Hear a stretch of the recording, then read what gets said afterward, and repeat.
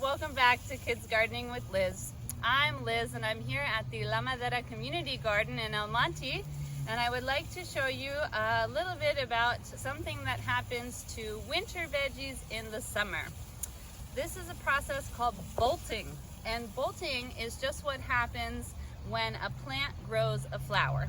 So all plants have to produce a flower to produce a seed. So, for example, this lettuce, as you can see, has started bolting. It's producing its flower. So the reason that winter crops do this is a reaction to warm weather.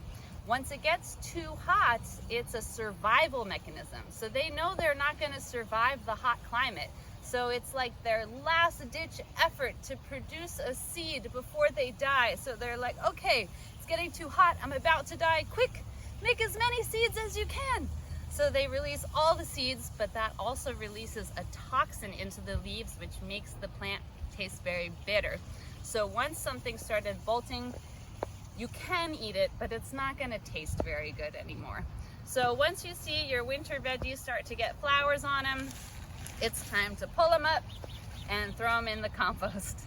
So I hope you've enjoyed this video, and if you have more questions about bolting or seasonal vegetables or what to grow at what time, you can reach out to me at ecourbangardens.org. Thanks so much. Bye.